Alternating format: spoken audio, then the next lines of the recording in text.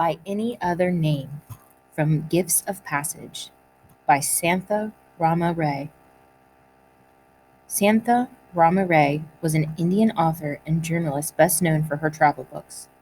The daughter of a lifelong public servant and civic activist, Rama Ray wrote books, articles, and stories that were often autobiographical and that examined the conflicting dynamics between Western and Indian customs. Rama Ray's travel essays and short stories were published in such magazines as The New Yorker and Vogue. Background: this excerpt from Santha Rama Ray's memoir Gifts of Passage takes place in the late 1920s. India was a colony of the British Empire from the 1700s to 1947, when it attained independence. During the period of colonial rule, the British set up schools in India based on the British curriculum, with lessons taught in English. Many Indians objected to the absence of their own culture in the curricula. By Any Other Name. At the Anglo-Indian Day School in Zarnabad, to which my sister and I were sent when she was 8 and I was 5.5, they changed our names. On the first day of school, a hot, windless morning of North Indian September, we stood in the headmistress's study and she said, "Now you're the new girls. What are your names?" My sister answered for us. "I'm Pramila, and she," nodding in my direction, "is Santha." The headmistress had been in India, I suppose, 15 years or so, but she still smiled her helpless inability to cope with Indian names. Her rimless half-glasses glittered, and her precarious bun on top of her head trembled as she shook her head. "Oh, my dears, those are too hard for me. Suppose we give you pretty English names. Wouldn't that be more jolly? Let's see, now. Pamela for you, I think." She shrugged in a baffled way at my sister. "That's as close as I can get. And for you," she said to me, "how about Cynthia? Isn't that nice?" My sister was always less easily intimidated than I was, and while she kept a stubborn silence, I said, "Thank you," in a very tiny voice. We had been sent to that school because my father, among his responsibilities as an officer of civil service, had a tour of duty to perform in the villages around that steamy little provincial town, where he had his headquarters at the time. He used to make his shorter inspection tours on horseback, and a week before, in the stale heat of a typically post-monsoon day, we had waved goodbye to him and a little procession, an assistant, a secretary, 2 bearers, and the man to look after the bedding rolls and luggage. They rode away through our large garden, still bright green from the rains, and we turned back into the twilight of the house and the sounds of fans whispering in every room.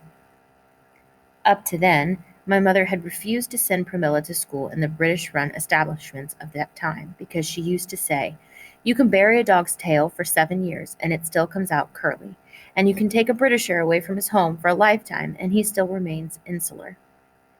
The examinations and degrees from entirely Indian schools were not, in those days, considered valid. In my case, the question had never come up, and probably never would have come up if my mother's extraordinary good health had not broken down. For the first ride in my life, she was not able to continue the lessons she had been giving us every morning.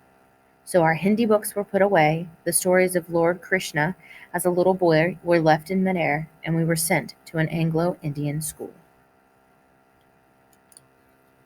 That first day at school is still, when I think of it, a remarkable one. At that age, if one's name is changed, one develops a curious form of dual personality.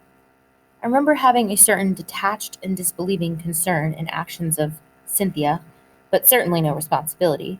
Accordingly, I followed the thin, erect back of the headmistress down the veranda to my classroom, feeling at most a passing interest in what was going to happen to me in this strange new atmosphere of school.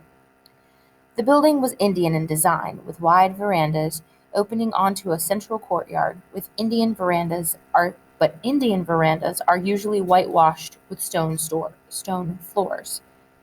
These, in tradition of British schools, were painted dark brown and had matting on the floors. It gave a feeling of extra intensity to the heat. I suppose there were about a dozen Indian children in the school, which contained perhaps 40 children in all, and 44 of them were in my class. They were all sitting at the back of a room, and I went to join them. I sat next to a small, solemn girl who didn't smile at me. She had long, glossy black braids and wore a cotton dress, but she kept on her Indian jewelry, a gold chain around her neck, thin gold bracelets, and tiny ruby studs in her ears. Like most Indian children, she had a rim of black kohl around her eyes. The cotton dress should have looked strange, but all I could think of was that I should ask my mother if I couldn't wear a dress to school, too, instead of my Indian clothes. I can't remember too much about the proceedings in class that day except for the beginning. The teacher pointed to me and asked me to stand up. Now, dear, tell the class your name. I said nothing. Come along, she said, frowning slightly. What's your name, dear? I don't know, I said finally. The English children in the front of the class, there were about 8 or 10 of them, giggled and twisted around their chairs to look at me. I sat down quickly and opened my eyes very wide, hoping that way to dry them out.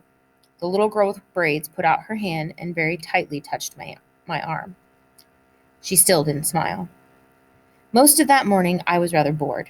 I looked briefly at the children's drawings pinned to the wall and then concentrated on the lizard clinging to the ledge of the high, barred window behind the teacher's head. Occasionally, it would shoot out its long, yellow tongue for a fly, and then it would rest, with its eyes closed and its belly palpitating, as though it were swallowing several times quickly. The lessons were mostly concerned with reading and writing and simple numbers, things my mother had already taught me, and I paid very little attention. The teacher wrote on the easel blackboard words like bat and cat, which seemed babyish to me, only apple was new and incomprehensible. When it was time for the lunch recess, I followed the girl with the braids out into the veranda. There the children from other classes were assembled. I saw Pramila at once and ran over to her, as she had charge of our lunchbox. The children were all opening packages and sitting down to eat sandwiches. Pramila and I were the only ones who had Indian food. Thin wheat cripettes, some vegetable curry, and a bottle of buttermilk. Pramila thrust half of it into my hand and whispered fiercely that I should go and sit with my class, because that was what the others seemed to be doing. The enormous black eyes of the little Indian girl from my class looked at my food longingly, so I offered her some, but she only shook her head and plowed her way solemnly through her sandwiches. I was very sleepy after lunch, because at home we always took a siesta. It was usually the pleasant time of day, with the bedroom darkened against the harsh afternoon sun, the drifting off into sleep with the sound of my mother's voice, reading a story in one's mind, and finally the shrill, fussy voice of the ayah waking one for tea. At school, we rested for a short time on low, folding cots on the veranda, and then we were expected to play games. During the hot part of the afternoon, we played indoors, and after the shadows had begun to lengthen and the slight breeze of the evening had come up, we moved outside to the wide courtyard. I had never really grasped the system of competitive games. At home, whenever we played tag or guessing games, I was always allowed to win because Mother used to tell Pramila, she's the youngest and we have to allow for that. I had often heard her say it, and it seemed quite reasonable to me, but the result was that I had no idea what winning meant. When we played twos and threes that afternoon at school, in accordance with my training, I let one of the small English boys catch me, but was naturally rather puzzled when the other children did not return the courtesy. I ran about for what seemed like hours without ever catching anyone until it was time for school to close. Much later, I learned that my attitude was called not being a good sport, and I stopped allowing myself to be caught, but it was not for years that I really learned the spirit of things. When I saw our car come up to the school gate, I broke away from my classmates and rushed toward it, yelling, Aya, Aya! It seemed like an eternity since I had seen her that morning. A wizened, affectionate figure in the white and cotton sari, giving me dozens of urgent and useless instructions on how to be a good girl at school. Pramila followed more sedatively and told me on the way home never to do that again in front of the other children. When we got home, we went straight to Mother's high, white room to have tea with her, and I immediately climbed onto the bed and bounced gently up and down on the springs. Mother asked how we liked our first day in school. I was so pleased to be home that I left that particular Cynthia behind that I had nothing whatsoever to say about school, except to ask what apple meant. But Pramila told Mother about the classes and added that in her class they had weekly tests to see if they had learned their lessons well. I asked, "What's a test?" Pramila said, You're too small to have them. You won't have them in your class for donkey's years." She had learned the expression that day and used it for the first time. We all laughed enormously at her wit. She also told Mother in an aside that we should take sandwiches to school the next day. Not, she said, that she minded, but they would be simpler for me to handle. That whole lovely evening, I didn't think about school at once. I sprinted barefoot across the lawn with my favorite playmate, the cook's son, to the stream at the end of the garden. We quarreled in our usual way, waded in the tepid water under the lime trees, and waited for the night to bring out the smell of the jasmine. I listened with fascination to his stories of ghosts and demons, until I was too frightened to cross the garden alone in the semi-darkness. The ayah found me, shouted at the cook's son, scolded me, and hurried me into supper. It was an entirely usual, wonderful evening. It was a week later, the day of Pramilla's first test, that our lives changed rather abruptly. I was sitting at the back of my class in my usual inattentive way, only half listening to the teacher. I had started a rather guarded friendship with the girl with braids, whose name turned out to be Nalinai, Nancy, in school. The three other Indian children were already fast friends. Even at that age, it was apparent to all of us that friendship with English or Anglo-Indian children was out of the question. Occasionally during class, my new friend and I would draw pictures and show them to each other secretly. The door opened sharply and Pramila marched in. At first, the teacher smiled at her in a kindly and encouraging way and said, "Now, you're little Cynthia's sister." Pramila didn't even look at her. She stood with her feet planted firmly apart and her shoulders rigid and addressed herself directly to me. "Get up," she said. "We're going home." I didn't know what had happened, but I was aware that it was a crisis of a sort. I rose obediently and started to walk toward my sister. "Bring your pencils and your notebook," she said. I went back for them, and together we left the room. The teacher started to say something just as Pramila closed the door, but we didn't wait to hear what it was. In complete silence, we left the school grounds and started to walk home. When I asked Pramila what was the matter, all she said was, "We're going home for good." It was a very tiring walk for a child of 5.5, and I dragged along behind Pramila with my pencils growing sticky in my hand.